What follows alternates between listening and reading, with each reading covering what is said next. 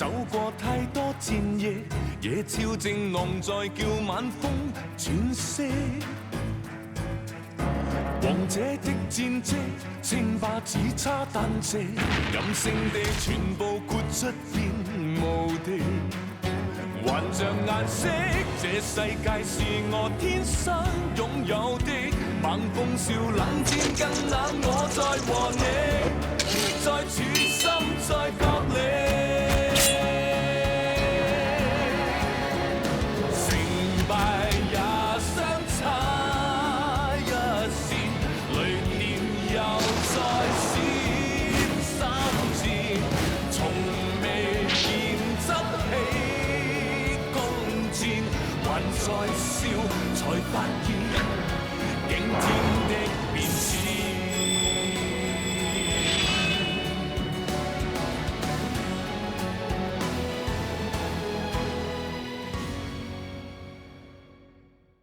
ឯគិតចង់ធ្វើយ៉ាងម៉េចចំពោះអ្នកនាងជឿនេះគេស្រឡាញ់ឯងខ្លាំងណាស់ត្រឡប់ក្រោយមិនបានទេសាវនាការថ្ងៃស្អែកឆាប់លាឈប់ភ្លាមមួយជីវិតនេះហាមឈានជើងចូលវាមានធំទៀតខ្ញុំត្រូវបកក្រាបយាយកញ្ចាស់នោះនៅចំពោះមុខនិមន្តមន្ត្រីទាំងអស់រួចហៅកាត់ក្បាលយាយនោះដល់ផ្ទាល់ដៃក្បត់ហើយសានជាមិនមែនជាប្រងពុតប្រកបទេយើងទើបជាស្ដេចហេតុដីពុតប្រកបរឿងក្តីអភិបាលទ្វីទាំង9អ៊ីឆឹងឡុងមូលបង្កាច់មេតបសាឡុងមូអ៊ីឆឹងឡុងជាជនជាតិហានគ្រាន់តែដកតំណែងឯសាឡាងមូជាជនជាតិម៉ាន់ត្រូវប្រហារជីវិតលោកម្ចាស់អាឡានលោកថាទៅមើលមានរឿងចឹងទេមានរឿងចឹងមែនមន្ត្រីម៉ានទាំងអស់មានចិត្តសង្ស័យងឿងឆ្ងល់ចំពោះការកាត់ក្តីបែបហ្នឹងខាងស៊ីដោះស្រាយបញ្ហាគ្មានដំណាភាពការជឿលំអៀងគេភ្លេចដូនតារបស់ជឹងកូនចៅទុងទាំង8ប្ដូរស្លាប់រស់វាយយកទឹកដីមហាឈិងរាជវង្សមីងពុករលួយនៅមានបពុបាត់ថ្ងៃខែធ្វើគុតក្នុងរាជវាំងព្រះអង្គរងគ្រោះថ្នាក់ដោយផ្ទាល់គួរឲ្យអាណិតណាស់ព្រះអង្គនៅមិនទាន់រៀងចាលធ្វើនយោបាយល្ងីល្ងើប្រភពគ្រោះថ្នាក់គឺចេញមកពីព្រះអង្គបានហើយព្រះឯកការឆ្លងកាត់សម័យ3ជំនាន់មិននឹងអាចឲ្យឯងរិះគន់ដោយងាយបណ្ដាំដូនតាដំណើរខាងក្រោយហាមលោកដៃរាជកិច្ចព្រះឯកការបែរជាអះអាងឋានៈខ្លួនឯងលោកដៃរាជកិច្ចម្ដងហើយម្ដងទៀតក្នុងឋានៈជាព្រះអង្គមិនធ្វើការរៀបរៀងបែរជាបណ្ដោយឲ្យគាត់លោកដៃមកខាងបាំងមេឃសំសួរមើលមន្ត្រីដោយស្មោះបំរើឯងបែបណាទៅឯងធ្វើជាព្រះអង្គបែបណាគឺគ្រប់គ្រងឯងទេព្រះអង្គម្ចាស់អ៊ីឯងប្រើពាក្យប្រហើននៅទីនេះហេតុផលមិនត្រឹមត្រូវឯងមានគំនិតយូរមកហើយអុចអាលឲ្យវឹកវរមានចេតនាបះបោមិនញញើតមូលបង្កាច់បខូចព្រះឯកការដឹងថាមានទោសស្លាប់ដែរទេយើងឈរក្នុងវិមាននេះតើអាចខ្លាចស្លាប់ដែរអ្នកដែលខ្លាចស្លាប់គឺជាឯងខ្លាចបាត់បង់រាជបល្ល័ង្កអស់លោកមន្ត្រីទាំងអស់គ្នាជឿថាអស់លោកមិនចំទាស់អញ្ជើញប្រែចការមកវិមាននិជ័យគ្នាតតាំងដើម្បីកែប្រែច្បាប់បានទេ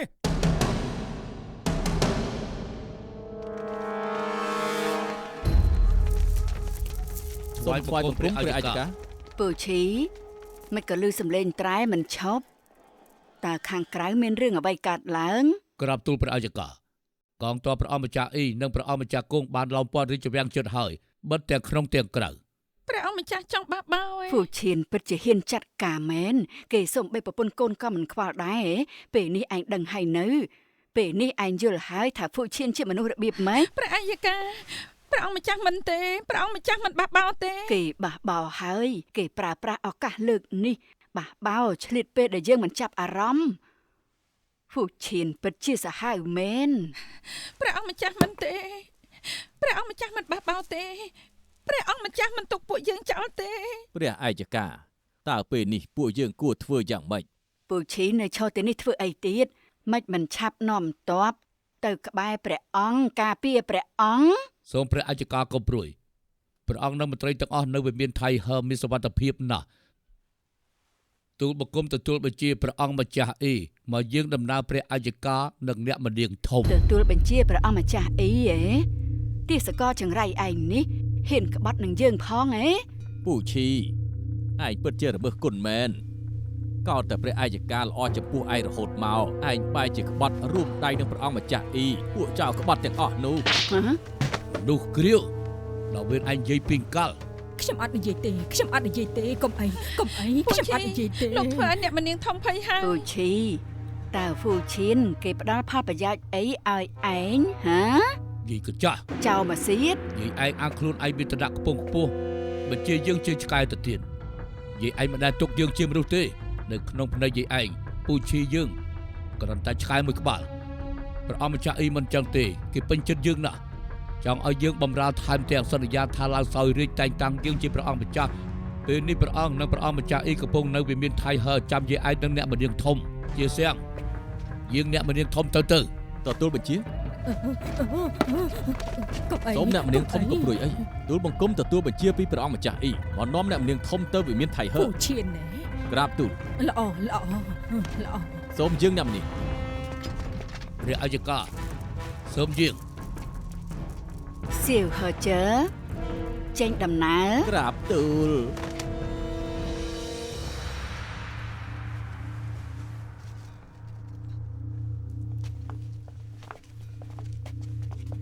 ពីអ្នកនៅទីនេះការពារអ្នកមនាងទី2បានល្អ ទទួលបញ្ជា សូមអ្នកមនាងទី2កុំព្រួយពេលនេះគ្មាននរណាអាចគំរាមអ្នកមនាងទី2នៅព្រះបុត្រាទេព្រះអង្គម្ចាស់អ៊ីឲ្យទូលបង្គំប្រាប់អ្នកមនាងទី2អាចនៅដំណាក់ឈរนิ่ងៗដែលស្ងប់ចិត្តរងចាំដំណឹងល្អ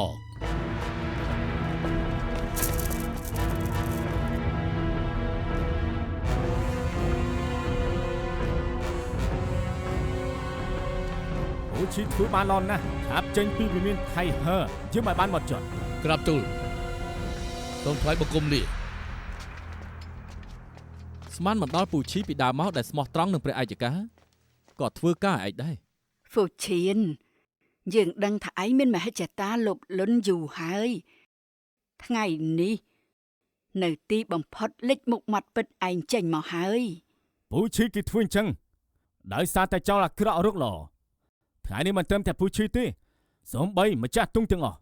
មន្ត្រីទាំងឡាយសុទ្ធតែសង្ស័យចំពោះសម្ដីសម្ដៅរបស់ព្រះឯកការសង្ឃឹមថាព្រះឯកការដោះស្រាយប្រាប់គ្រប់គ្នាឲ្យបានដឹងច្បាស់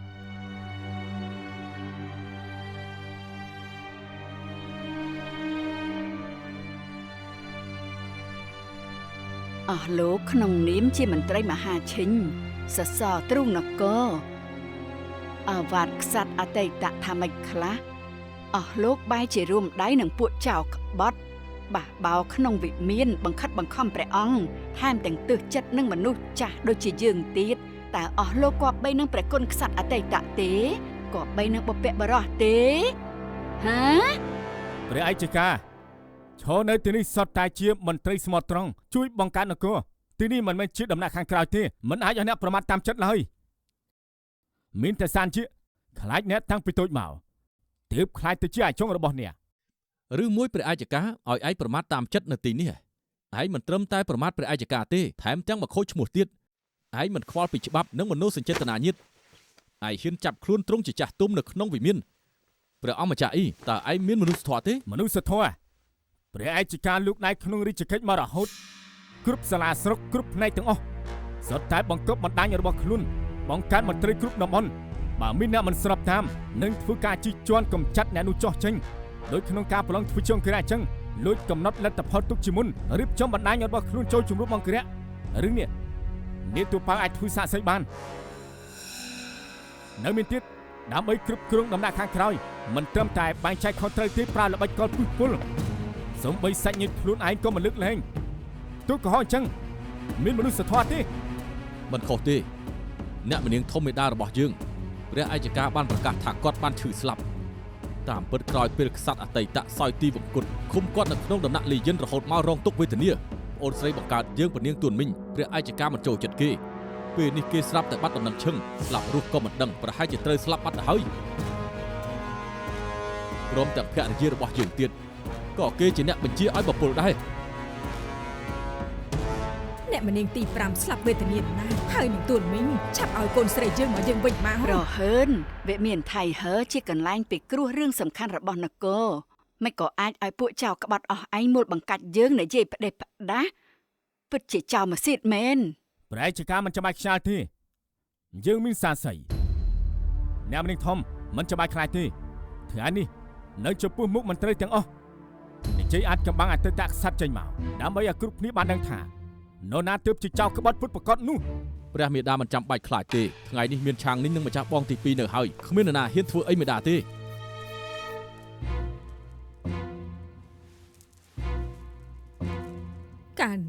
ស្ដេចសុនជើពិតជានិយាយប្រាប់យើងថាចង់ផ្ទេររាជតំណែង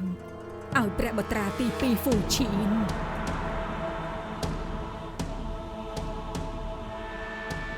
សម្ដីនេះមិនធម្មតាទេព្រះអង្គម្ចាស់អ៊ីឯងបែរជាសំអាងសម្ដីតែម្ខាងវ៉ាន់ស្មានព្រះរាជបណ្ដាំក្សត្រអតីតអញ្ចឹង ព្រះអង្គព្រះបញ្ញាញាណព្រះអង្គម្ចាស់អ៊ីមានមហិច្ឆតាលោភលន់សូម្បីតែស្រីឆ្កួតក៏យកមកប្រើប្រាស់ដែរពិតជាគ្មានមនសិការថោកទាបមិនចេះខ្មាស់មែនអ្នកមនាងធំហេតុអីឯងនិយាយចេញពាក្យបែបហ្នឹងតើឯងមានគោលបំណងអីហ៎ ទេខ្ញុំមិនហ៊ាននិយាយទេខ្ញុំមិនហ៊ាននិយាយទេ ឯជាការជប់គំរាមអ្នកមនាងធំទៅសេនាអ្នកមនាងធំផិតភ័យរៀនអ្នកមនាងធំទៅដំណើរសម្រាប់ ក្រាបទូល អានោះស្ដេចសុនជឿននាំជើងទៅបោកបាញ់ធ្លាប់មានបន្ទូលប្រាប់ជើងដូចគ្នាគឺមិនខុសគ្នាទេ ពូឈៀនយើងមើលឯងមានទេពកោសល្យធ្វើជាស្ដេចថ្ងៃក្រោយទឹកដីរបស់យើងប្រគល់ឲ្យឯងគ្រប់គ្រងហើយណាបើសវណ្ណនៃអ្នកមនាងធំជាការពិតព្រះអង្គម្ចាស់អ៊ីទើបជាស្ដេចពិតប្រកប ថ្លើមធំព្រះអង្គត្រូវបានព្រះតែងតាំងជានាគពិតប្រកបមិនទាំងអាចឲ្យលោកស្មានផ្ដេសផ្ដាស់ព្រះអង្គម្ចាស់អ៊ីមានមូលហេតុពេញលេញហើយមានអ្នកមនាងធំធ្វើជាសាក្សីមើលទៅច្បាស់ជាមានផ្ទៃក្នុងព្រះអង្គម្ចាស់អ៊ីវិធីស្អីក៏ឯងប្រើចេញមកដែរយើងធ្វើតាមរាជសារក្សត្រអតីតឡើងស្នងរាជបល្ល័ង្កតាំងពីស្នងរាជមកគិតគូរដល់ជាតិនឹងរាជគ្រប់រឿងដែលយើងបានធ្វើសួរចិត្តមិនខ្មាស់ សួរចិត្តមិនខ្មែរឯងសួរប្រជាការទៅអតីតក្សត្រសោយទីវង្គតកាន់ទុកទូទាំងនគរក្នុងនាមជើងជាបុត្រស្រែកទៅហូរជំនុតចង្គង់មុខវិមានព្រះឯកការបាយជាដាច់ចិត្តដល់ថ្នាក់មិនឲ្យជើងចូលជួបអតីតក្សត្រជាលុចចុងក្រោយតើគ្រប់គ្នាដឹងធៀបពិតក្នុងរឿងនឹងទេមិនមែនព្រោះតែអតីតក្សត្រសោយទីវង្គតទេគឺព្រោះតែព្រះឯកការចង់លាក់បាំងអត្តកម្បាំងធំមួយនេះអតីតក្សត្រកាលនោះមិនបានសោយទីវង្គតទេថាសោយទីវង្គតគឺព្រះឯកការជាអ្នករៀបចំឡើងបំណងគឺចង់ខកក្រោមមេឃ ព្រះអង្គម្ចាស់អ៊ីកាលនោះក្សត្រអតីតសោយទីវង្គតព្រឹទ្ធាចារ្យទង់8មន្ត្រីជួយក្សត្រតូចឯងនឹងយើងសុទ្ធតែនៅហើយឃើញដាក់ប្រសពចូលមកឈូសផ្ទាល់ភ្នែកคล้ายរបៀបមិនទៅ តបភ្នែកកាលនោះគ្រប់គ្នាសុទ្ធតែបានឃើញសពអតីតក្សត្រតបភ្នែកទេមិនឃើញមកចោះសពអតីតក្សត្រតបភ្នែកទេអត់ទេសានជាឯងនឹងចេញមិញនេះតើមានផុសតាំងទេព្រោះព្រះឯកការសំបីតាអតីតក្សត្រខ្សោយទីបង្គត់ក៏ហ៊ានបន្លំសួរថាព្រះឯកការធ្វើនឹងក៏បីនឹងបំពាក់ព្រះមហាឈិញជើងទេ ក្សត្រអតីតកាលនោះកើតអត់ស្វាយរាជពេទ្យថាព្រះរោគបែបនឹងងាយនឹងឆ្លងទៅអ្នកផ្សេងក្សត្រអតីតមិនចង់ឲ្យកូនចៅរងទុក្ខសម្រាប់ប្រតិមិនឲ្យកូនចៅមើលព្រះភ័ក្រនេះជារឿងពិតឯងបែរជានៅក្នុងវិមានធំនិយាយផ្ដេសផ្ដាស់ប្រមាថព្រះកិត្តិនាមក្សត្រអតីត អ្នកដែលប្រមាថក្សត្រអតីតគឺព្រះឯកការយើងមិនបាននិយាយផ្ដេសផ្ដាស់ទេយើងមានសាក្សីបញ្ជាក់ថាព្រះឯកការនិយាយកុហកអតីតក្សត្រកាលនោះគឺមិនទាន់សោយទីបង្គត់ទេនេះទូប៉ៅ បន្ទូលព្រះអង្គម្ចាស់អ៊ីសុទ្ធតែជាការពិតស្ដេចសុនជើកាលនោះ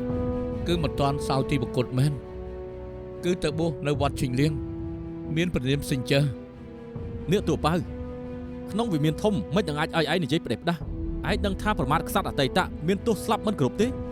បើប្រមាណក្សត្រអតីតមានទោសស្លាប់មិនគោរពអញ្ចឹងព្រះអាជ្ញាការមិនត្រូវស្លាប់ដើម្បីលុបលាងទោសទេ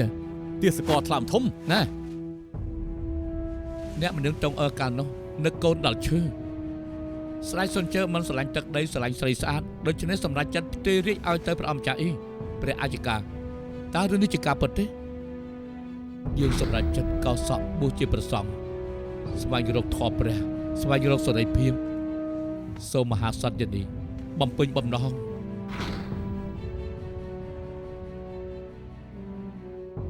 ទាសករថ្លើមធំឯងគ្មានផុសតាំងសំអាងហ៊ានមូលបង្កាច់ក្សត្រអតីតនឹងយើងសេនាអូគេចេញទៅ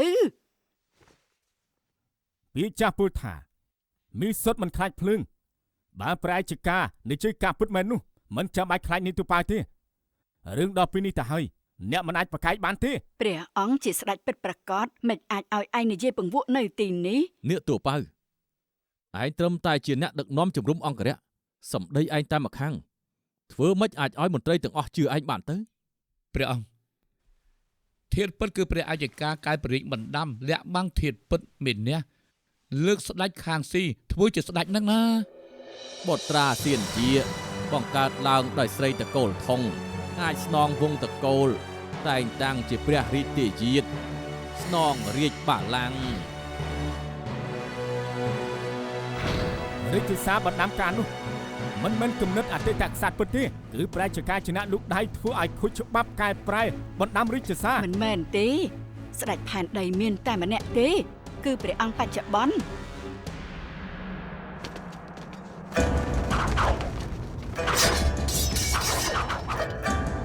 ណាក់ឡានស៊ីងទ័រ ចូលអ្នកប្រឆាំងបាបអោសម្រាប់ប្រងត្រូវគេធ្វើរិទ្ធប្រហារជួយដល់ប្រងសំខាន់ជាងចាប់អង្គរៈអ្នកឡានមីជូ800នាក់សម្រាប់តាមទ្វារតងហួរចូលរាជវាំងការពារប្រងមានកប់ជំរុំការពារទាំងអស់ថាប់នាំគ្នាទៅទ្វារធំមានកប់ជំរុំជួរមុខដល់គ្នាហាត់ពួតទៅទ្វារខាងកើតបើមានការរៀបរៀងសម្រាប់ចោលទៅជំរុំកប់ចេះថាប់ផ្លាកក្នុងកប់400នាក់ការពារទ្វារខាងលិចអ្នកណាហ៊ានចុះក្បែរវិមានថៃហើសម្រាប់ចោលពួកចោលក្បត់ហ៊ានបះបោការពារប្រងអំគ្នាដែលក្បត់ចុះមិនចឹងពួកយើងនឹងសម្រាប់គេចោលហើយ ណាក់ឡានស៊ីងទ័រព្រះអង្គដកតំណែងឯងហើយឯងបដូរជីវិតដើម្បីគេធ្វើអីពេលនេះព្រះអង្គម្ចាស់អីគ្រប់គ្រងស្ថានភាពធំទៅហើយយល់អស់ឯងបដូរទិសដៅទៅរួមជាមួយនឹងខ្ញុំជួយព្រះអង្គម្ចាស់អ៊ីសម្រាប់កិច្ចការធំ អ្នកក្តីភាពយើងមានចំពោះព្រះអង្គមនុស្សថោកទាបដូចជាឯងចឹងមិនអាចយល់ទៅ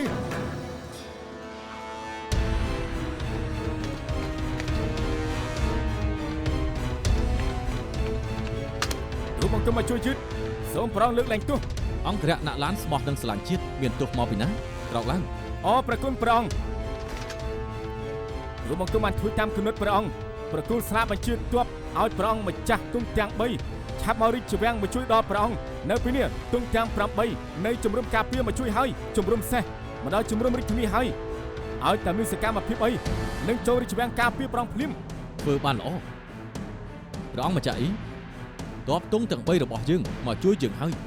សួរខ្លួនឯងមើលសង្ឃឹមឈ្នះយើងប៉ុណ្ណា គ្នារបស់យើងដើមពាត់រាជវាំងចិត្តហើយយើងបញ្ជាតែមួយម៉ាត់កាត់ក្បាលឯងធ្លាក់ដល់ដីបានដល់ពេលនោះទ័ពទុំទាំង3ច្បាស់ជួយច្បងច្បល់សាន់យីឯងសួរខ្លួនឯងមើលទៅសង្ឃឹមឈ្នះប៉ុន្មានភាគរយប៉ុន្តែយើងមិនធ្វើចឹងទេព្រោះយើងនៅគ្រប់គ្នាសុទ្ធតែជាជនជាតិម៉ាន់ជើកាប់សម្លាប់គ្នាទៅមកយើងមិននឹងអាចទ្រាំបានទៅប្រើហិង្សាគ្រប់គ្រងតែមួយម៉ាត់ប្រើគុណធម៌គ្រប់គ្រងទាំងចិត្តដោយថាយើងជាស្ដេចពិតប្រាកដយើងនិយាយច្បាប់ជាមួយឯង ចោលក្បត់បះបោមានច្បាប់និយាយដែរ មួយម៉ាត់ណាក៏ចោលក្បត់បះបោ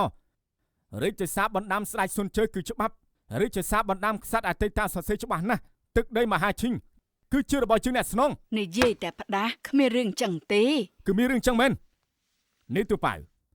ឯងប្រាប់អ្នកតគ្នាតាមត្រង់ទៅថារឿងវាបែបណា ទទួលបញ្ជា ល្អនាគទូប៉ៅឯងប្រាប់អ្វីគ្រប់យ៉ាងដែលឯងដឹងតាមត្រង់មកបើខ្លាញ់ខ្លាយតែបន្តិចមេឃដីមិនប៉ុណ្ណី ប្រកាសណា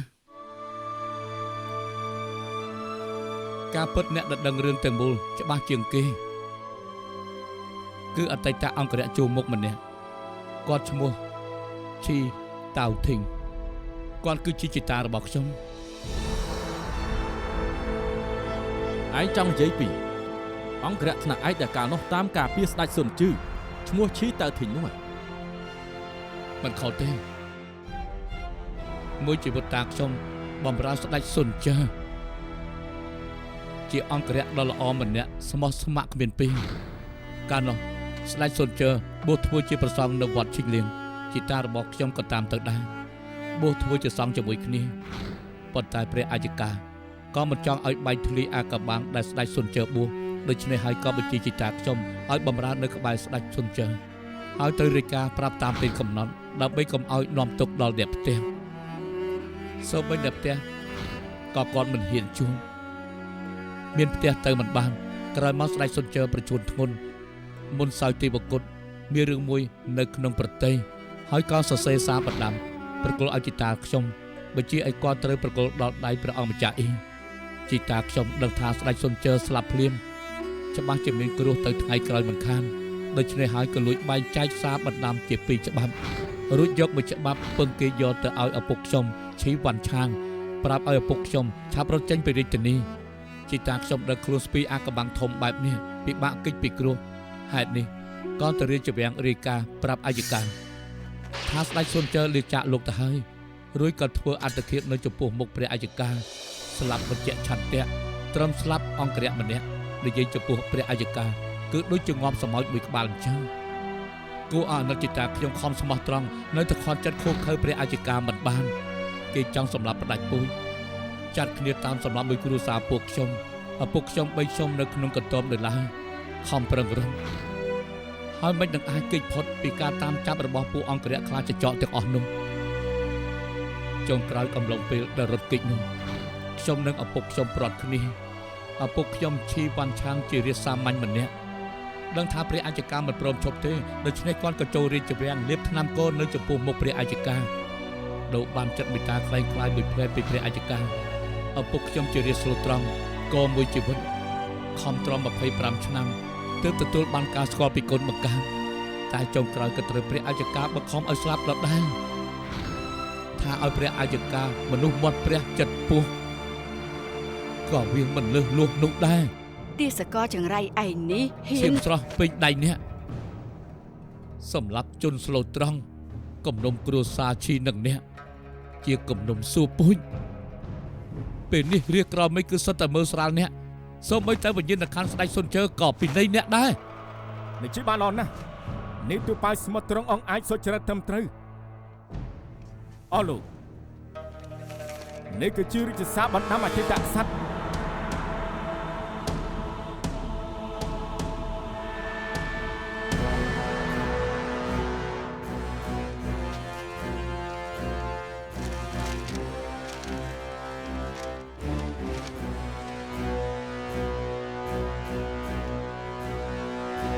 នេះពិតជាអក្សរ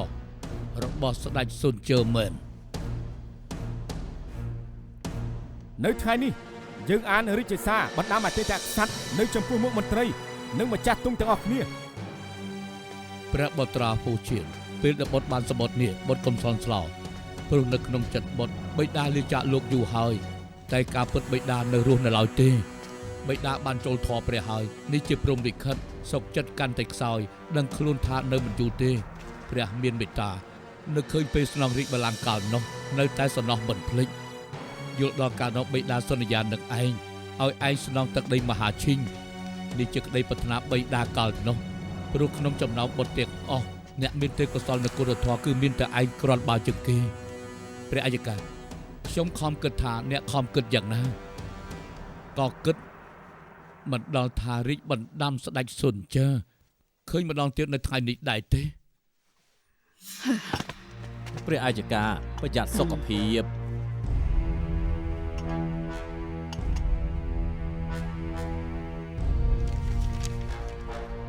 ជឿថាគ្រប់គ្នាបានដឹងហើយ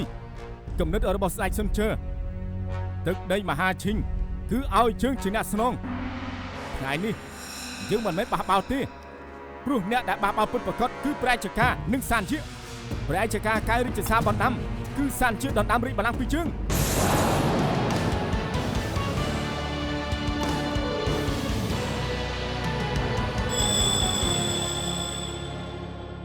មន្ត្រីសំខាន់ទាំងអស់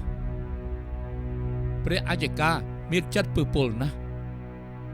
ជីតានៅពុករបស់ខ្ញុំរងគ្រោះស្លាប់អស់ហើយតែដល់ពេលនេះគេនៅតែមិនលើកលែងឲ្យខ្ញុំចាត់ពួកពូឈីមកសម្លាប់ខ្ញុំច្រើនដងសូមសួរថាជនដែលគ្មានមនុស្សធម៌បែបនេះជាមេដាក្រមមេឃរបៀបម៉េចទៅជួយព្រះអង្គផ្ដល់ក្តីសុខឲ្យប្រជារាស្ត្រយ៉ាងម៉េច បានហើយនាគទូប៉ៅ ហ្វូឈៀនកន្លងមកយើងប្រើគ្រប់វិធីរៀបរៀងឯងស្នងរាជពីព្រោះឯងមានចិត្តវេកវេតាំងពីតូចបើឲ្យឯងកាន់កាប់ទឹកដីច្បាស់ជាធ្វើបាបរាជមានគ្រោះមិនឈប់ ខាងស៊ីទើបជាទេពកោសលគ្រប់គ្រងនគរជាក្សត្រឆ្លៀសវៃ សានជាព្រះឯកការសរសើរឯងគឺជាក្សត្រឆ្លាតវៃពេលនេះតាមច្បាប់តាមហេតុផលរាជបល្ល័ង្កមិនគួរជារបស់ឯងទេគឺមានឈ្មោះមិនត្រឹមត្រូវមិនមែនជាការពិតប្រឈមនឹងស្ថានភាពបែបនេះក្សត្រឆ្លាតវៃដូចជាឯងគួរដោះស្រាយបែបណា បើមិនត្រឹមត្រូវនឹងច្បាប់មែនយើងអាចបកគលទឹកដីឲ្យបងវិញ ព្រះអង្គព្រះតម្រី ទូលបង្គំសូមព្រះអង្គព្រះតម្រីសូមព្រះអង្គព្រះរាជតម្រី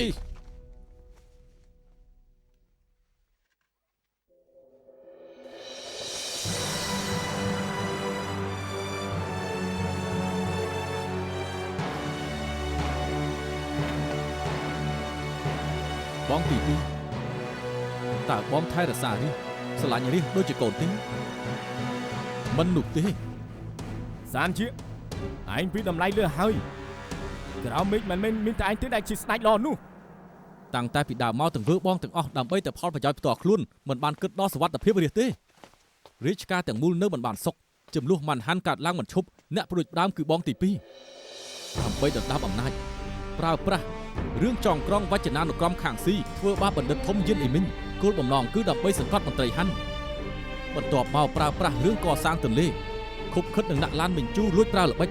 យកលេសថាខាតប្រយោជន៍ជនជាតិម៉ាន់ធៀបពិតដើម្បីអូសទីមន្ត្រីម៉ាន់ស្នាដៃគ្រប់យ៉ាងសុទ្ធតែញុះញង់ចំនួនម៉ាន់នឹងហាន់ខ្លាចក្រោមមេឃមិនវឹកវរមិនខ្វល់ខ្វាយពីសុវត្ថិភាពរាជសូម្បីតែទួលនីតិធ្វើជាមន្ត្រីក៏បងធ្វើមិនបានល្អធ្វើមិនអាចដឹកនាំមន្ត្រីទាំងអស់ដាក់ឡានស៊ីនទ័រស្មោះត្រង់ចំពោះយើងដើម្បីចង់ផ្ដាច់ដៃមកខាងយើងបងបំផ្លាញផោះតាំងមូលបង្កាច់ស៊ីនទ័រថាល្មើសទោសធំមិនត្រឹមតែឲ្យយើងដកតំណែងគេទេថែមទាំងញុះញង់ឪពុកកូនគេឲ្យកាប់សម្លាប់គ្នាទៅមកហើយរឿងអ្នកមនាងហួយក៏ពាក់ព័ន្ធនឹងបងដែរបើបកគលទឹកដីឲ្យទៅបងបានត្រឹមក្រោមមេឃវឹកវរធំរិះរងទុកលំបាក ពុកគ្រប់យ៉ាងដែលពុកធ្វើលើកនេះពិតជាអាម៉ាស់មុខចំពោះដូនតាណា ពុកក៏ធ្វើដោយបង្ខំដែរមិនបានគិតចង់បង្ខំព្រះអង្គចុះចេញទេត្បិតតែព្រះអង្គម្ចាស់មានព្រះរាជបណ្ដាំក្សត្រអតីតតែព្រះអង្គមានទេពកោសល្យគ្រប់គ្រងនគរសោយរាជដល់ពេលនេះនគរសុខប្រជារាស្ត្រសរុបចំពោះប្រជារាស្ត្រក្រោមនេះគឺសុទ្ធតែជាផលល្អគ្មានផលអាក្រក់ឡើយ អ្នកណានមិនជូកោតទៅលោកជាអ្នកដឹកនាំមន្ត្រីគណៈពេលបត់បែនស្ថានភាពមុខក្រាស់ឥតខ្មាស់សានជាយើងធ្វើថ្ងៃនេះមិនមែនចង់ដណ្ដើមទឹកដីពីឯងទេគ្រាន់តែឡើងស្នងរាជតាមបណ្ដាំអតីតក្សត្របើឯងចង់ល្មើសនឹងបំណងអតីតក្សត្រពួកជឿមានតែកាប់សម្លាប់គ្នាខាងនេះក្តាប់កងទ័ពទុង9កងទ័ពទុងទាំង3របស់ឯងនៅពីក្រោយកម្លាំងមិនដល់នៅពេលដែលប្រជុំគ្នាបានត្រឹមតែប្រាជ័យប៉ុណ្ណោះ បងទី2ឆាងនេះច្បាស់ជាស្បោះបំរើបងគ្មាននរណាអាចធ្វើអីម្ចាស់បងអ៊ីបានទេ សានជាអំណាចដែលប្រើល្បិចបានគេមិនគ្រប់គ្រងទេឯងសួរអ្នកទាំងអស់គ្នាមើលមាននរណាម្នាក់គ្រប់គ្រងសត្វដែលដណ្ដើមរាជបល្ល័ង្កគេនោះនៅថ្ងៃនេះជានិច្ចច្បាប់ជាមួយឯងគឺដើម្បីរក្សាគ្រឹះមហាឈិញវិន័យដូនតាបើឯងក្រាញអំណាចធ្វើឲ្យហូរឈាមដូចទន្លេនោះច្បាស់ជាសោយឈ្មោះក្នុងប្រវត្តិសាស្ត្រ ដើម្បីបញ្ជាសង្គ្រាមយើងអាចបកគលទឹកដីឲ្យទៅបងតែបងចាំបាច់ត្រូវសន្យាមិនសម្លាប់នរណាម្នាក់និងបង្ហូរឈាមមួយដំណក់ បានយើងសោយរាជរួចច្បាស់ជាការពីប្រជារាស្ត្រសុខសាន្តទាំងមន្ត្រីមិនប្រកាន់តំណែងឲ្យតែដាក់ចិត្តដាក់កាយបំរើដល់យើងមិនប្រកាន់រឿងចាស់ទេទុកប្រើទាំងអស់គ្នា ល្អយើងជឿថាក្នុងវិមានថៃហឺនេះនៅចំពោះមុខម្ចាស់ទុងនិងនាម៉ឺនសពមន្ត្រីទាំងអស់ពាក្យដែលបងសន្យាត្រូវតែអាចគោរពតាមយើងប្រគល់រាជបល្ល័ង្កឲ្យទៅបងចុះ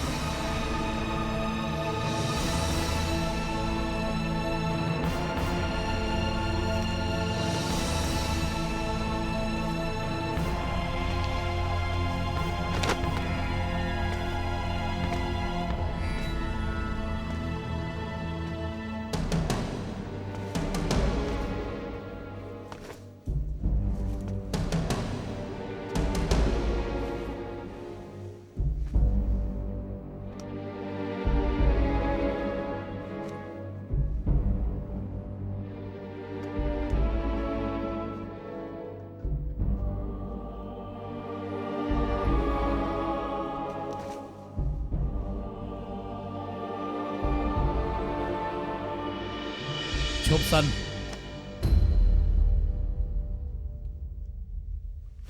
សូមសួរព្រះម្ចាស់អ៊ីអ្វីគ្រប់យ៉ាងគួរតែធ្វើតាមក្តីប្រាថ្នាការស្ដេចសុនជើនៅរស់មែនអត់ នឹងហើយ នេះជាច្បាប់វិន័យដូនតាគ្មានការសង្ស័យទេល្អអញ្ចឹងលោកគ្មានសិទ្ធិអង្គុយនៅលើកៅអីនេះទេគ្មានសិទ្ធិឡើងសោយរាជទេនេះទូប៉ៅឯងនិយាយស្អី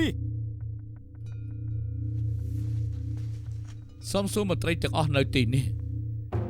កាលនោះព្រះបុត្រាទី4នៃស្ដេចសុនជើនិងអ្នកមនាងតុងអឺប្រសូតស្ដេចសុនជើបានតែងតាំងគេជាព្រះរាជទីជាតិមែនអត់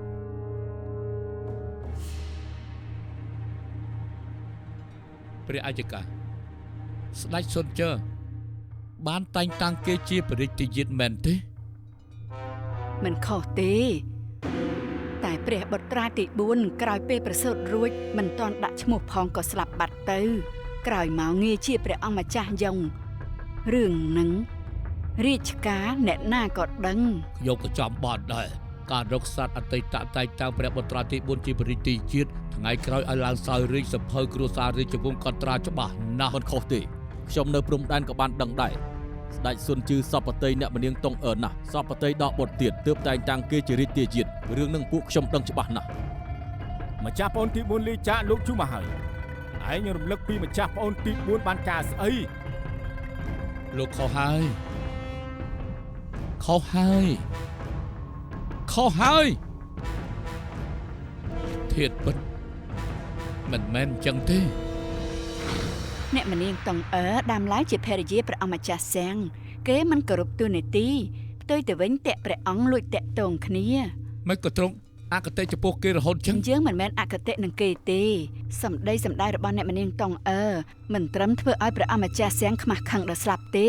ធ្វើឲ្យព្រះអង្គលិចលង់ក្នុងសម្រស់គេអ្នកមនាងតុងអឺមិនមែនប្រើសម្រស់ពងវក់ដូចជាសវណ្ណនៃរបស់ទ្រង់ទេមិនក៏បិទនិយាយជាមួយមេដាបែបហ្នឹងយើងបានសម្រេចចិត្តហើយយើងត្រូវចេញបរិយាសាតែងតាំងអ្នកមនាងតុងអឺជាព្រះមហាសីព្រះបុត្រាទី4ជាព្រះរាជទីជាតិព្រះអង្គចង់តែងតាំងព្រះបុត្រាទី4ជាព្រះរាជទីជាតិប៉ុន្តែយើងជឿថាគេគ្មានសំណាងនឹងនោះទេប៉ុន្តែឈីតៅធីងបានដាច់ចិត្តសម្លាប់ឈីមជ័រស្ដេចសុនជើដូច្នេះក៏លួចប្រើថ្នាំឲ្យព្រះរាជទីជាតិស្លាប់ខ្លាំងៗបោកព្រះអាយកាបានពេលជួយព្រះរាជទីជាតិរួចហើយក៏លួចយកទៅរត់ស្លាប់យកម្ដងហើយបញ្ជូនចេញព្រះរាជវាំងប្រគល់ឲ្យឈីវ៉ាន់ឆាងចិញ្ចឹម3បាច់ដើម្បីរក្សាលោហិតមួយដំណាក់របស់ស្ដេចសុនជើ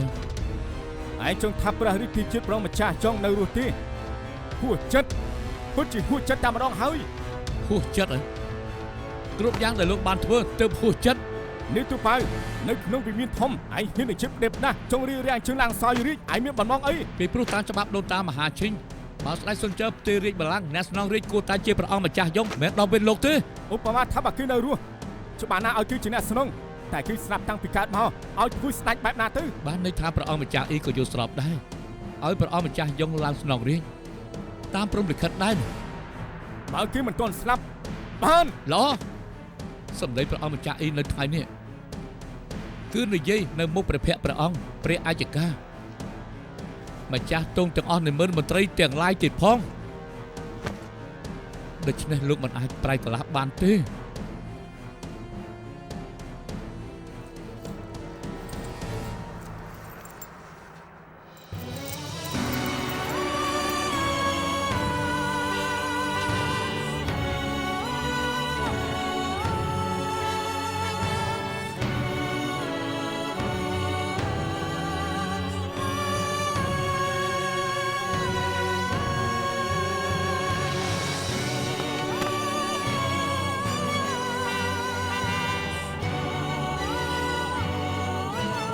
យើងចំណាំបាន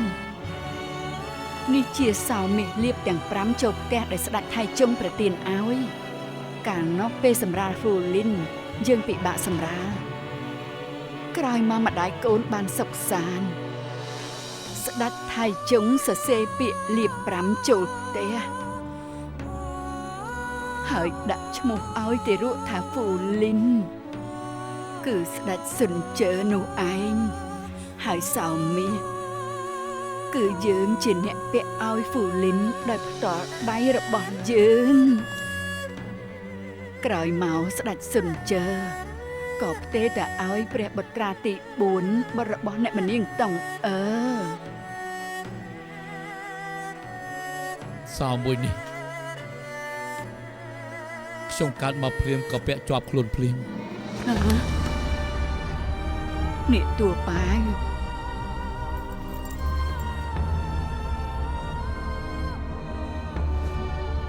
មើលទៅឯងស្តៀងនឹងអ្នកម្នាងតង់អឺខ្លះដែរ ខ្ញុំស្តៀងនឹងអ្នកម្នាងតុងមែនអញ្ចឹងខ្ញុំស្តៀងនឹងស្ដេចស៊ុនជើខ្លះដែរទេ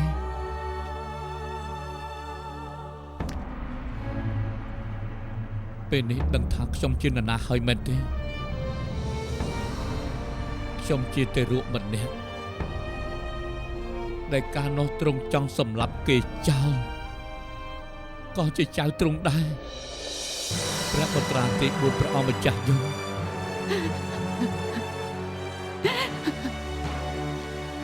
នេះទូប៉ៅឯងនេះជាពងពួកឡើងជាប្រងម្ចាស់យងយើងដឹងហើយឯងចង់បានរីកបល្ល័ង្កចង់ដណ្ដើមទឹកដីមហាឈិញយើងសម្បត្តិនេះសរសេរដល់ឈីវ៉ាន់ឆាងកូនប្រុសរបស់ឈីតៅធីងដំណើរដើមតងប្រវត្តិរបស់ខ្ញុំគឺសរសេរក្នុងសម្បត្តិនេះយ៉ាងច្បាស់អាម៉ាត់ហឺ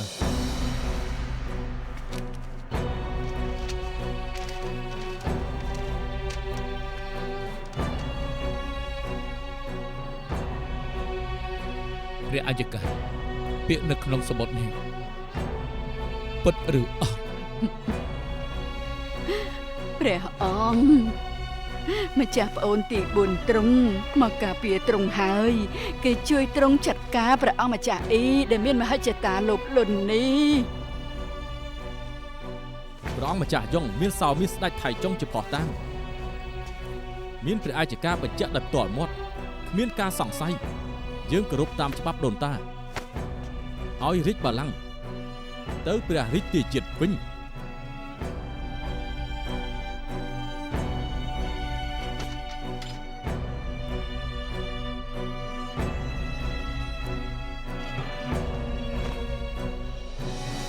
ព្រះអង្គម្ចាស់អ៊ី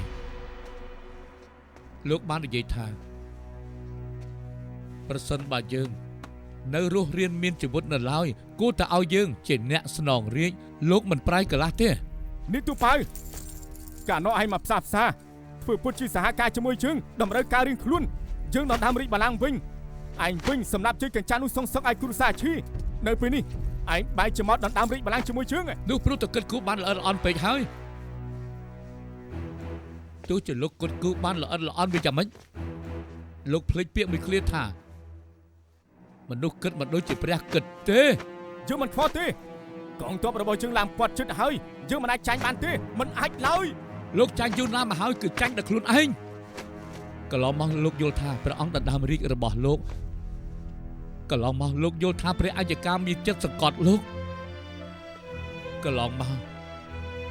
លោកយល់ថាក្រុមមេឃទាំងមូលនេះគឺជំពាក់លោកយើងប្រាប់ថ្ងៃនេះទោះជាគ្មានរាជបណ្ដាំក្សត្រអតីតក៏លោកនៅតែសម្លាប់ប្តីផ្ដាច់ដើម្បីរាជដែរសម្លាប់ឈាមជ័រដែរតើហេតុអីព្រោះអ្នកដែលស្រឡាញ់អំណាចគឺជាលោកអ្នកដែលមានមហិច្ឆតាលោភលន់ក៏ជាលោកពួកជឿនតបទងបបីពួកយើងមិនជួយឯកក្នុងការធ្វើសង្គ្រាមទេមិនអត់ទេដើម្បីចម្លងផ្ទាល់ខ្លួនលោកបង្ខំឪពុកម្ដាយចិញ្ចឹមយើងឲ្យស្លាប់លោកដើម្បីចង់បានរាជបល្ល័ង្កសូម្បីមនោសញ្ចេតនាក៏មិនគិតកាលនោះរឿងផ្ទុះក្នុងរាជវាំងការពិតទៅលោកដឹងផ្ទៃក្នុងយូរហើយតែលោកបានជាបខ្វល់នឹងព្រះអង្គស្លាប់ឬរស់មានអសការរបស់លោកទៅណាអស់ហើយលោកនៅមានមនុស្សធម៌ទេហ្វូឈៀនកាលនោះយើងជឿទុកចិត្តឯងណាឯងបែរជាចង់លួចយកជីវិតយើងអញ្ចឹងយើងជាបងប្អូនឯងបែរជាសាហាវដល់ម្លឹងនៅមានទៀតព្រះអង្គម្ចាស់គង់អ្នកម្នាងទី5ស្លាប់មិនមែនដូចជាព្រះអង្គម្ចាស់អីថាព្រះអัยការគឺជាអ្នកបពុលនោះទេការពិតគឺអ្នកម្នាងទី5បានដឹកអាកបាំងធំមួយរបស់ព្រះអង្គម្ចាស់អីដូច្នេះហើយក៏បញ្ជាហាសាន់ឲ្យសម្លាប់គេបំបិតមាត់ឬក៏ទម្លាក់ទៅលើព្រះអัยការយកលេសអុចអាលមនុស្សចេតនាញាតព្រះអัยការព្រះអង្គនិងព្រះអង្គម្ចាស់គង់តែហាសាន់ចុងក្រោយគេចមិនផុតពីការស្លាប់កាលទៅលោកនិយាយពីច្បាប់ស្អីចេញមកលោកជាមនុស្សដែលគ្មានច្បាប់នៅក្នុងភ្នែក មេឃដីមិនប្រណីលោកជាមនុស្សដែលគ្មានមនោសញ្ចេតនាសោះលោកចេះនិយាយពីច្បាប់ស្អីទៅ ព្រះអង្គម្ចាស់យងលោកនិយាយជាការពិតដែរទេ បើខ្ញុំនិយាយមិនពិតតែបន្តិចសូមឲ្យរទះបាញ់ខ្ញុំស្លាប់យ៉ាងវេទនាចុះកន្លងមកគេបោកប្រាស់លោកតែប៉ុណ្ណោះទេ គឺឯងដាក់ថ្នាំនៅក្នុងនំធ្វើឲ្យជៀនឆឹងពុលស្លាប់ហើយទូនមិញនឹងមេដាក៏រងគ្រោះដែរសុទ្ធតែមកពីឯងទាំងអស់មែនដែរទេ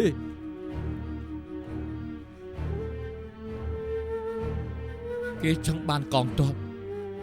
ដែលមាននៅក្នុងដៃរបស់លោកហេតុអីក៏លោកល្ងងព្រះអង្គម្ចាស់គង់ ការពិតឯងចង់ប្រើប្រាស់កងទ័ពនៅក្នុងដៃយើងជួយឯងបោះបោយើងពិតជាខុសធ្ងន់ធ្ងរខ្លាំងណាស់ខុសធ្ងន់ធ្ងរណាស់ ព្រះអង្គម្ចាស់អ៊ីសម្រាប់មនុស្សច្រើនណាស់ទោះមិនអាចលើកលែងបានទេពួកយើងគ្រប់គ្នាសុទ្ធតែត្រូវព្រះអង្គម្ចាស់អ៊ីបោកប្រាស់ទូបង្គំសំតែស្លាប់សូមព្រះអង្គដាក់ទោសមកចុះ ដាក់ទោសមកចុះ ធ្វើត្បិតតែយើងជាឪពុកក្មេងព្រះអង្គម្ចាស់អ៊ីក៏ប៉ុន្តែគេក្បត់គ្មានគុណធម៌យើងទៅភ្នែកខ្លាំងណាស់យើងត្រូវកាត់ផ្ដាច់ជាមួយនឹងគេសូមព្រះអង្គលើកលែងទោសមិនចឹងទូបង្គំគ្មានមុខជួបនរណាទេសូមព្រះអង្គដាក់ទោសព្រះអង្គម្ចាស់អ៊ី ក្បត់ហើយនាំគ្នាក្បត់ជើងហើយស្ដេចខាងស៊ីស្អីប្រងម្ចាស់ចង់ស្អីប្រឯកចការស្អីយើងមិនទុកក្នុងកែភ្នែកទេប្រងម្ចាស់គង់ណាក់ឡានមិញជូណាក់ឡានស៊ីងទ័រប្រងម្ចាស់ឆឹងប្រងម្ចាស់ទុងបីនិងមន្ត្រីស្អីទៅសុទ្ធតែពីពួកក្បត់ទាំងអស់នឹងមិនបាច់ឲ្យពួកឯងតាមទេយើងត្រូវសម្លាប់ពួកឯងឲ្យអូអើយ ការពារព្រះអង្គ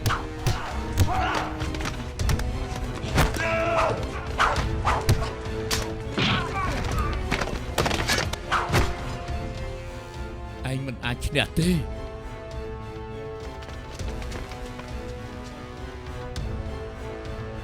តែយើងមិនអាចចាញ់បានទេ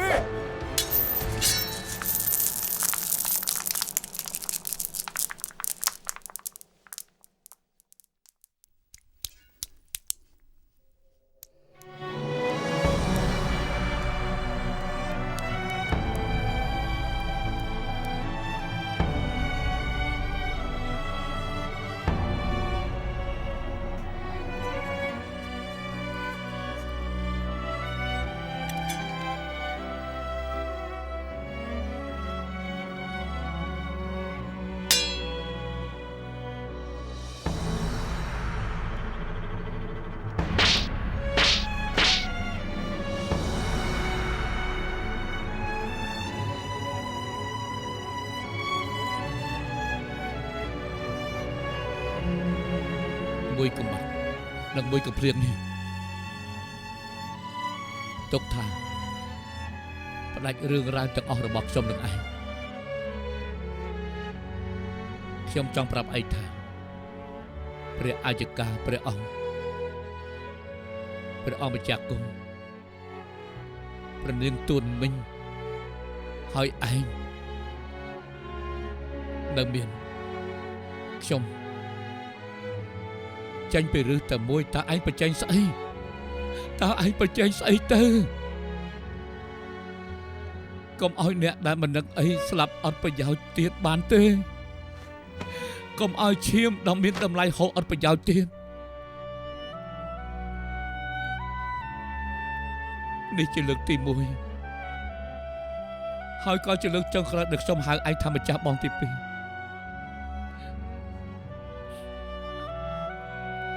បានហើយមិនទាន់ហួសពេលទេញាក់ខ្លួនទៅ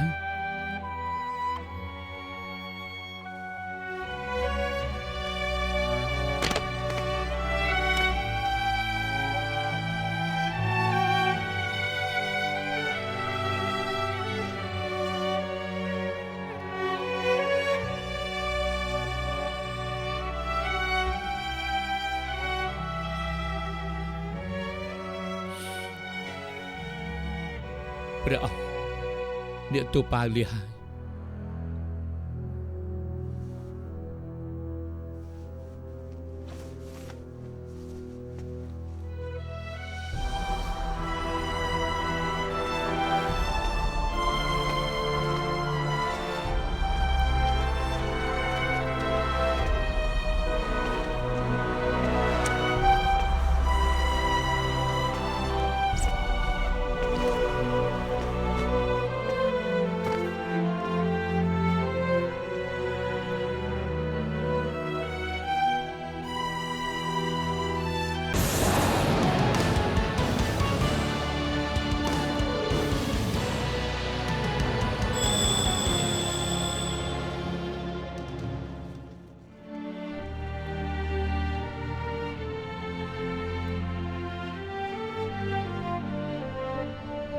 ព្រះអង្គម្ចាស់គង់បានសូមអភ័យទោស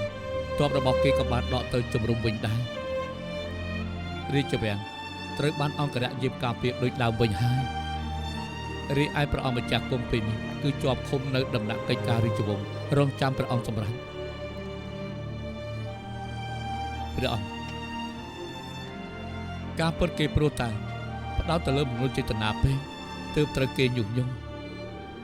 ទូប៉ាសូមព្រះអង្គលើកលែងទោសឲ្យគេផងទៅបានទេជាក់ស្ដែងគេជាបងប្អូនយើងដូចឯងថាអញ្ចឹងគេក៏ត្រូវព្រះអង្គម្ចាស់អ៊ីញុះញង់ដែរទើបល្ងីល្ងើធ្វើខុសមកពេលអាចបានព្រះអង្គយោគយល់ពិតជាសំណាងព្រះអង្គម្ចាស់គង់ហើយតែនគរមានច្បាប់នគរអ្នកដែលរួមគំនិតក្បត់ជាមួយនឹងព្រះអង្គម្ចាស់អ៊ីត្រូវដាក់ទោសតាមច្បាប់ទាំងអស់ព្រះអង្គម្ចាស់ឆឹងឪពុកក្មេកគេត្រូវប្រគល់សិទ្ធិទ័ពដល់ខ្លួនឯងបកពួកណាក់ឡានវិញជូបានដកតំណែងឃុំខ្លួនអស់ហើយសំណាងមានចុងយុនៅក្បែរយើងសាងគុណសម្បត្តិធំទុកថាធ្វើឲ្យភាពវឹកវរនេះស្ងប់ទៅចុះអង្គរៈណាក់ឡានមានគុណការពារព្រះអង្គគួរតែប្រទានរង្វាន់ឲ្យគេកាលនោះយើងដឹងព្រះអង្គម្ចាស់អ៊ីមានគម្រោងដូច្នេះយើងក៏ទុកមកស្ងៀមសម្បកក្រៅលែងជឿទុកចិត្តយ៉ងយុធ្វើឲ្យគេឃ្លាតឆ្ងាយពីយើងសើបដោយសម្ងាត់នឹងជួយយើង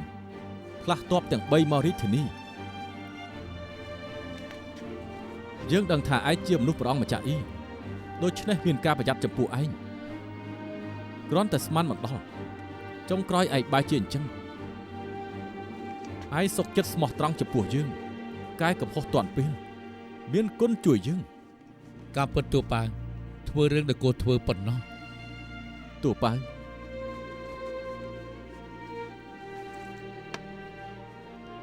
ប្អូនទី4ឯងចង់បោះបង់រាជបល្ល័ង្កមិនចង់ធ្វើជាស្ដេចមហាឈិញទេបងពិតជាអាចដកខ្លួនឲ្យរាជបល្ល័ង្កឯងវិញក៏មិនសោះបងទី3គេគ្រប់គ្នាសុទ្ធតែចង់ធ្វើជាស្ដេចតែមួយរយៈដែលខ្ញុំតាមបំរើបងខ្ញុំឃើញបងមួយថ្ងៃដោះស្រាយរាជកិច្ចភ្លេចបាយភ្លេចទឹកការពិតគឺជាស្ដេចដ៏ពិបាកមួយខ្ញុំសួរខ្លួនឯងពិតជាគ្មានសមត្ថភាពនឹងទេនេះទូប៉ាខ្ញុំសាសមធ្វើជាកុកត្រៃចោមមួយក្បាលមិនពាក់ព័ន្ធអ្វីទាំងអស់ហោះហើរយ៉ាងមានសេរីភាពបើចុះសម័យខាងស៊ីរុងរឿងក្រៅមេឃសន្តិភាពបងត្រូវតែបន្តកាន់កាប់ទឹកដីទៀតដាច់ខាតកុំធ្វើឲ្យរាជខកចិត្តអីសោះហើយនឹងបពាក់បរោះឲ្យសង្ឃឹមចំពោះបងតែខ្ញុំនៅមានសំណួរមួយសូមបងអាចឲ្យខ្ញុំនៅអត្តសញ្ញាណជារាជសាមញ្ញម្នាក់បានទេខ្ញុំមិនចង់បានងារនឹងរង្វាន់ទេសូមតែព្រះអង្គអាចទុកថាគ្មានរឿងអ្វីកើតឡើងតិចក៏មិនបាច់ឲ្យមន្ត្រីប្រវត្តិសាស្ត្រកែសភៅទៅមកដែរសូមព្រះអង្គបំពេញបំណងផងបានយើងបំពេញបំណងឯងប្អូននេះអរប្រគុណតែនាងទូប៉ានៅមានសំណុំពរមួយទៀតយើងជាប់ឈាមជ័រជាមួយឯងយើងដឹងថាឯងចង់សុំអីហើយក្រាបថ្វាយបង្គំព្រះអង្គនិងព្រះអង្គម្ចាស់យងក្រោកឡើងអង្គរៈណាក់ឡានថ្លាមធំលើក្រោយពេលដែលជួបខ្ញុំហើយខ្ញុំថាទូប៉ាបានហើយ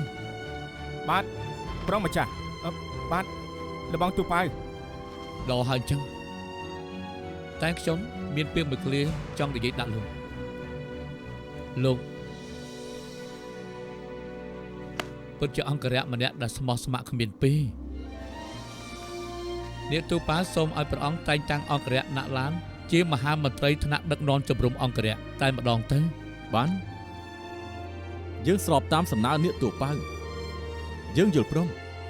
អរព្រះគុណព្រះអង្គអរគុណលបងទូប៉ាលោកត្រូវចាំទុកថ្ងៃក្រោយត្រូវខំកម្ចាត់ពួកអាក្រក់ឲ្យព្រះអង្គធ្វើរាជកិច្ចស្ងប់ប្រតិផងដឹងហើយនៅក្រាបទូលព្រះអង្គទូលបង្គំមានរឿងមួយចង់ទូល ប្រងម្ចាស់អ៊ីជាប់ឃុំនៅក្នុងបន្ទប់ជំរងអង្គរៈមួយថ្ងៃស្រែកលោឡាមិនព្រមហូបចុកទេព្រះអង្គម្ចាស់អ៊ី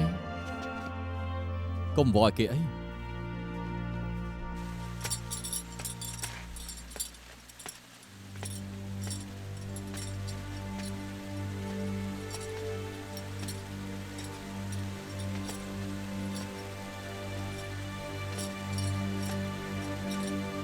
ពីរអ្នកឯងទៅចុះក្រាបទូលយ៉ងជូ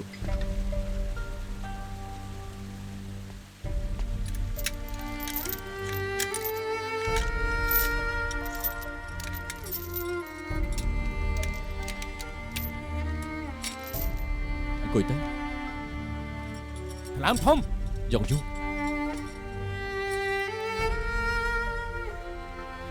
យើងគិតច្រើនថ្ងៃហើយឯងល្មើសទោសធ្ងន់ប្រឆាំងបះបោរបើយើងមិនចេញបញ្ជាសម្រាប់ឯងគ្រប់គ្នាមិនព្រមទេតែឲ្យយើងចេញបញ្ជាសម្រាប់ឯងសម្រាប់បងប្អូនយើងក៏មិនដាច់ចិត្តដែរសម្រាប់ឬក៏មិនសម្រាប់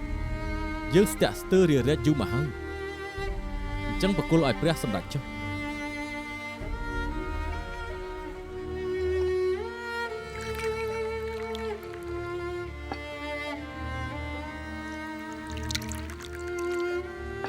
យើងប្រទៀនស្រាពីពេញឲ្យឯង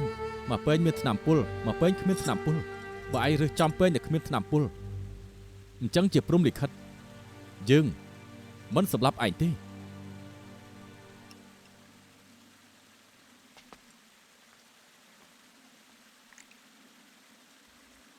សារៈល្អមិនធ្វើពុតណាស់ការពុតមានចិត្តពុលទាំងពីរពេញ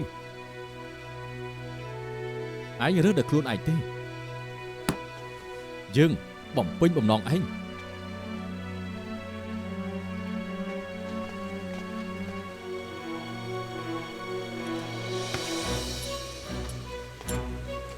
ប្រង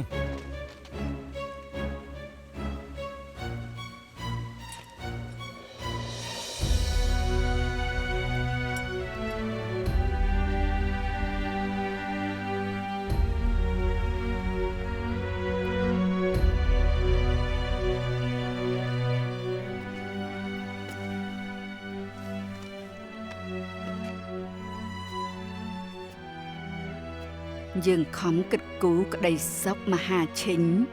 កន្លះជីវិតហើយធាតុពិតបញ្ជាក់ថាយើងមើលមិនខុសទេខាងស៊ីពិតជាខ្សាត់ឆ្លៀសវៃមែនក៏ព្រោះតែអញ្ចឹងទើបយើងធ្វើរឿងជាច្រើនមិនគប្បីនឹងមនុស្សយើងមិនគប្បីនឹងគ្រួសារឈីមិនគប្បីនឹងអ្នកម្នាងតង់និងមិនគប្បីនឹងខ្សាត់អតីតៈគ្រប់យ៉ាងសុទ្ធតែជាកំហុសរបស់យើងកម្របានព្រះអជ្ជការភ្ញាក់ខ្លួនជ្រុលជ្រាបណាស់មិនទាន់យឺតពេលទេឯងនៅហៅយើងថាព្រះអាយកាបានន័យថាមិនទាន់អធិស្ស្រ័យឲ្យយើងមិនអធិស្ស្រ័យឲ្យយាយដូចជាយើងនេះនាងទូប៉ាច្បាស់ជាមិនអធិស្ស្រ័យទេពេលនេះក្នុងចិត្តរបស់នាងទូប៉ាគ្មានកំលុំគុំគួនមានពាក្យអធិស្ស្រ័យពីណាមកការពិតព្រះអជ្ជការត្រូវការអធិស្ស្រ័យនោះគឺខ្លួនឯង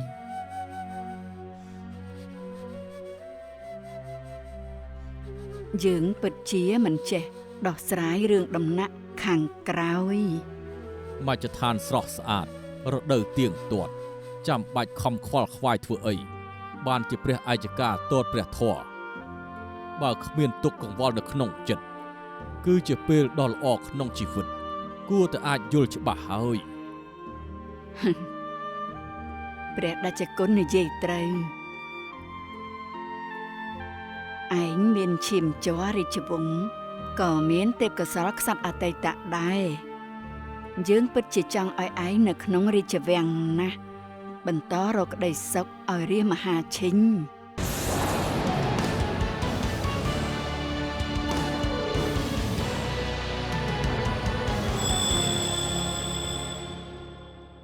នាងទូប៉ាមិននៅក្នុងរាជវាំងទេខ្ញុំមកថ្ងៃនេះមកសុំលាទ្រង់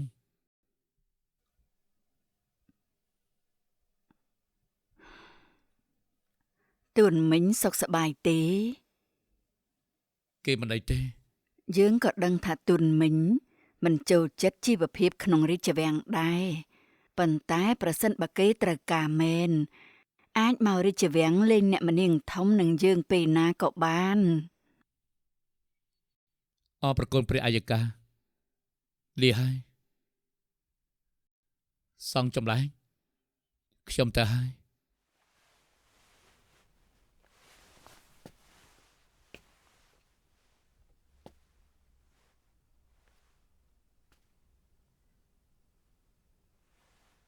ដូចទេ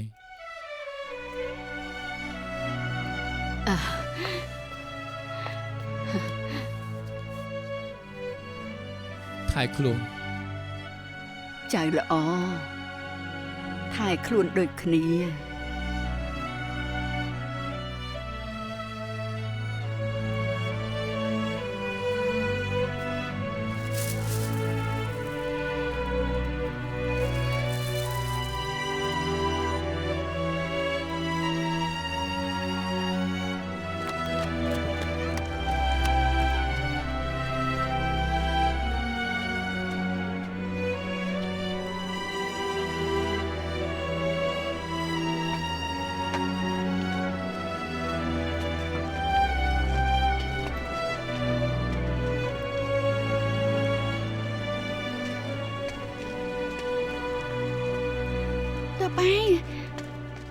បានជិបលោកល្អហើយតាក្នុងរាជវាំងមានរឿងអីកើតឡើងតាលោកដឹងទេខ្ញុំខ្លាចលោកមានរឿងប៉ុណ្ណា មានរឿងអីក៏ដោយកន្លងផុតទៅហើយម្យ៉ាងទៀតខ្ញុំទើបជួបព្រះអាយកាអាចមានរឿងស្អីទៅ ព្រះអញ្ញការដឹងថាពួកយើងនៅជាមួយគ្នាទេ ព្រះអាយកាទ្រង់ចង់ឲ្យនាងទៅរាជវាំងវិញទ្រង់ចង់ប៉ះប៉ូវសងនាងគ្រប់យ៉ាង តើព្រះអញ្ញការមិនដេញដោលរឿងខ្ញុំរត់ចេញពីរាជវាំងក៏ខ្ញុំមិនចង់ទៅវិញដែរ អញ្ចឹងនាងមិននឹកអ្នកម្នាងធំមិនចង់មើលថែទ្រង់ដោយផ្ទាល់ទេ ព្រះមេដាមានបងទី5និងព្រះអង្គមើលថែហើយអាចសោយសុខដល់ចាស់ខ្ញុំក៏លែងបារម្ភដែរពេលនេះខ្ញុំចង់អាត្មានិយមបន្តិចខ្ញុំចង់នៅជាមួយលោកដែលមានសេរីភាពមិនបែកគ្នារហូតតកតាដីលោកថាកែមានចាយច្រឡំទេ អស់សុំទោសអ្នកនាងចៅជីឡុងថ្ងៃនេះលក់អស់តាំងពីព្រឹកមិនអញ្ចឹងទេមើលមកហ៊ូឡានទៅក៏ស្អាតមួយយ៉ាងដែរ ហោមកឡានមិនមែនជាប្រុសទេមិនអាចប្រៀបនឹងចាយច្រឡំបាន ហោមូឡានស្រីតែងខ្លួនជាប្រុសធ្វើទៅហ៊ានជួឪពុកមិនចាញ់ប្រុសនោះទេគឺពិតជាមិនងាយឡើយ ការប៉ិនលោកជាចិត្តហោមកឡាននេះ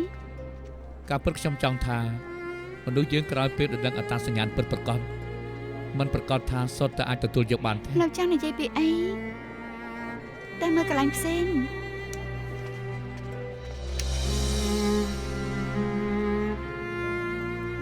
លោកមិនអីទេ ចិននេះការពិតខ្ញុំនឹងនាង អ្នកនាង ខើ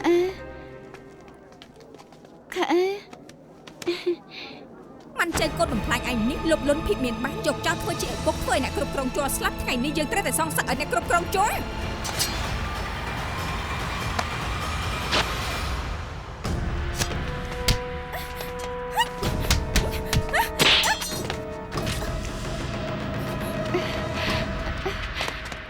ចិននេះ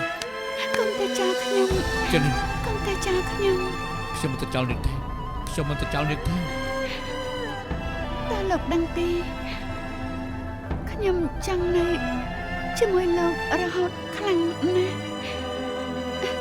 ខ្ញុំចង់ទៅភូមិគ្រួសារសើជាមួយលោកមកស្រុកកំណើតលោក ឡោះខ្ញុំនាំនាងទៅមិនដែរ មែនទេ ប្រកាសជាមែនហើយ ខ្ញុំមានក្តីប្រាថ្នាមួយខ្ញុំ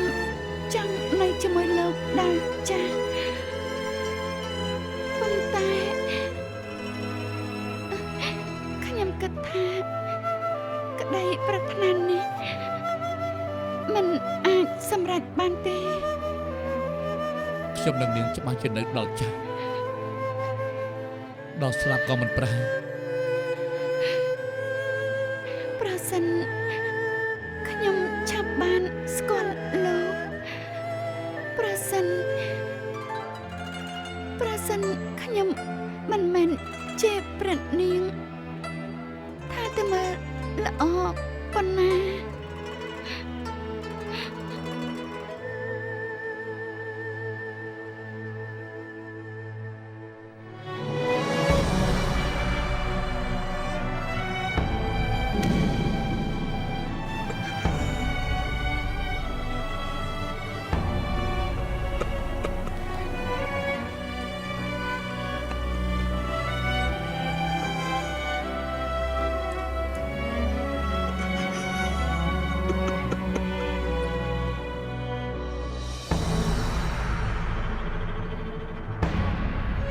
ឈាមស្រស់ប្រញាប់ទុំមិញគ្រាន់តែលំអប់ជួបភ្លៀងលោហិតមួយប្រាក្នុងរាជវាំងប៉ុណ្ណោះរីឯការស្លាប់ក្នុងចំនួនរាជវាំងចុងក្រោយក្លាយជាសម័យរឿងនៃរាជវង្សម៉ាន់ឈីងស្ដេចខាងស៊ីក៏ក្លាយជាស្ដេចដែលសោយរាជយូរជាងគេនៅក្នុងប្រវត្តិសាស្ត្រចិនដែរមិនយូរប្រមាណសៀជួងលាចាកលោកក្នុងវ័យ75ឆ្នាំព្រះនាមក្រោយស្លាប់គឺម្ចាស់ស្ត្រីសៀជួងមានគុណមេត្តាទៀងត្រង់ជួយដល់ស្ដេចត្រីត្រកូលធំអ្នកម្នាងគួយធ្វើត្បិតតែជាមហេសីប៉ុន្តែនៅតែពិការចំណែកស្ដេចខាងស៊ីវិញមានមនោសញ្ចេតនាជ្រាលជ្រៅចំពោះគេតែងតែមើលថ្នាក់ថ្នមគេយ៉ាងដិតដល់ជាទីបំផុតតែកើភ្នែកមហេសីដល់ក្រឡង់បែរជាសម្លឹងមើលវេហាដ៏ធំធេងរឿងអតីតនៅក្នុងចិត្តផុសចេញមកម្ដងទៀត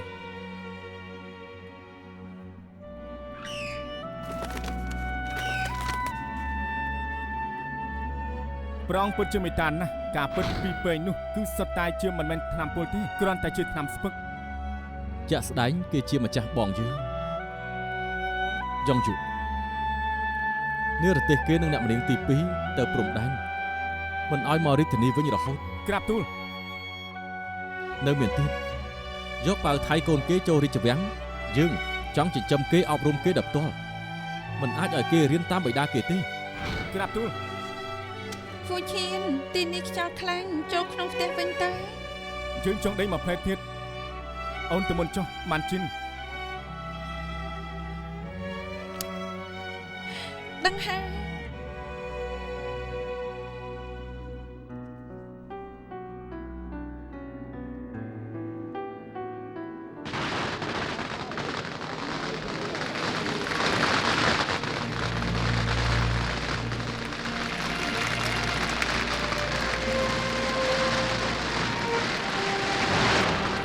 អរគុណបងប្អូនទាំងអស់គ្នាដែលផ្ដល់កិត្តិយសអរគុណ ទទួលមិនបានរាក់ទេទទួលមិនបានរាក់ទេ មិនបានទទួលរយៈពិសាច្រើនទៅ បងជាដូនមួយ ទូប៉ៃ បងជាដូនមួយមិនក៏បងបួសធ្វើជាសង្ឃហើយ សងគ្រាន់តែជាងារមួយប៉ុណ្ណោះសំខាន់ក្នុងចិត្តមានព្រះ ទូប៉ៃឬមួយឯងរំជួលអារម្មណ៍រឿងណានាងជើននីងខ្លាំងពេកទើបបួស ស្លាប់ហើយនឹងរួមគ្រាន់តែជាសបកខ្លួនប៉ុណ្ណោះទេរៀនចេះដាក់ចុះក្នុងចិត្តគ្មានទុកដែលឯង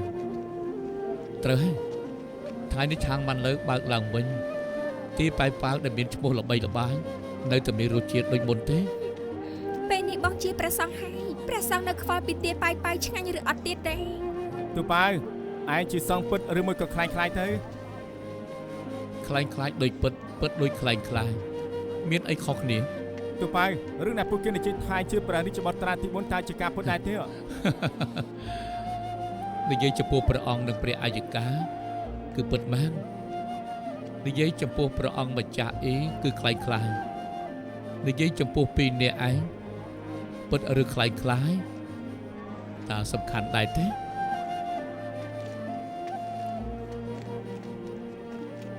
បងជាដូនមួយ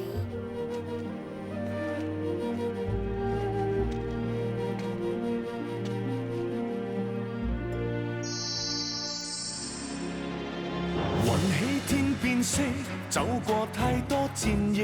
野潮正昂在叫晚風轉色。